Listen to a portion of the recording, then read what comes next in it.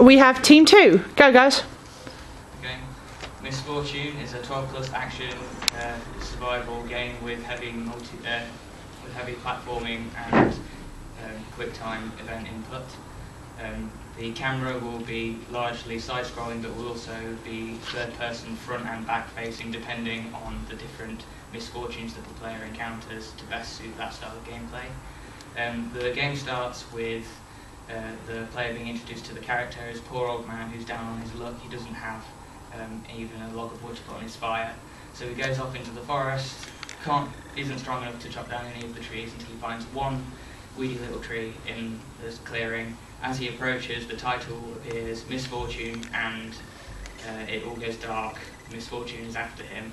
The first swing of the axe is you'll press start to begin.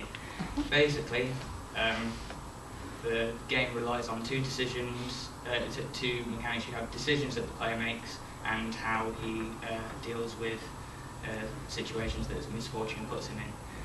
The two questions that you mainly have to consider are fight or flight, and then if you do flight, which way is not going to cause me as much harm. If you stay and fight, because you're so unlucky, you can be guaranteed that your weapon will fail you when you need it most. It's made clear in the fairy tale that misfortune is very persistent and will travel to wherever you go. You can't hide, it will find you in the end. This is reflected in the environment by various different themed levels such as jungle, cavern, forest, etc. And 10 seconds. With the various decisions, that ensures replay value. Okay. Can I ask you a question? What's the winning conditions? What are you aiming to do? If it always finds you, how do you win? Well, you try as best as you can to outwit misfortune in the dynamic environment. And how do you know you've outwitted them to a sufficient amount? You get to the end of the What's the to get to the end of the level? Yeah. And it goes level end. Yeah. Okay. Next idea. Okay. The next one is Tainted. It's a fantasy side-scrolling platformer game based at the age group of 12 up. The story is there are two brothers, Joshua, who's a poor broomstick maker, and Thaddeus, who is an evil gold seller who is willing to do whatever he can to get what he wants. And he basically tricks his brother into bribing him with riches to get what he wants. So he tells him to go into the forest and find this golden bird. And along the way, he collects wood to make his brooms with. And then the first time he finds a feather, takes it back to his brother and sells it. The next time he goes in, finds an egg, takes that back to his brother and sells it. And the final time, he says, I want you to bring me back the whole bird. And then Joshua says, okay, I brought you the bird, that's it, I'm done. They're split into three main mechanics. There's the combat, the puzzles, and the boss fights. The combat is very much hack and slash for simplistic pick up and play gameplay. The puzzles are split into three further sections. There's memory puzzles, which is you're given a sequence, you have to then copy that sequence in order to progress to the next area. You get logic puzzles where you're given an area and you have to move things into trigger volumes in order to kind of get through to the next area. And then the last one is physics, so you're given, for example, a rock and you have to knock down branches to cross a river.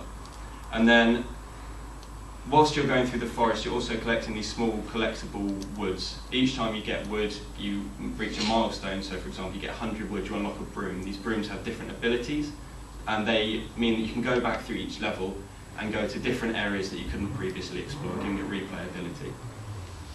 And that's it. Okay, excellent. Any questions?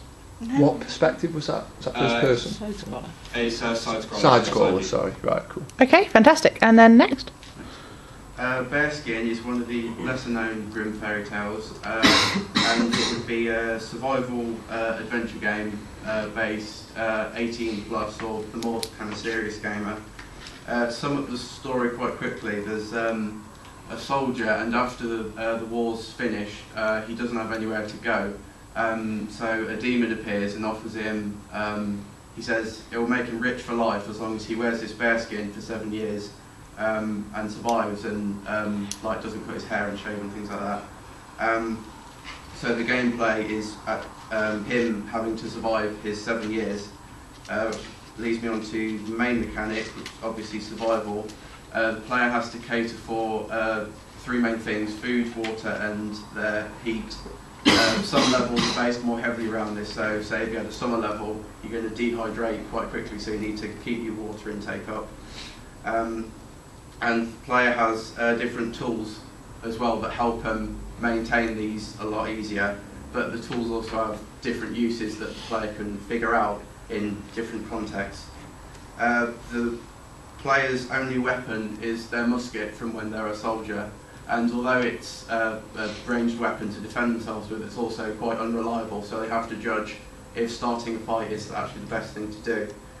One of the main ideas is, although the game is linear, it's not a corridor, so you'll come up to situations and you have to decide 10 seconds. How best to proceed using your items and the environment. Okay. Okay. Any questions? Well, was that first person or third person, that one?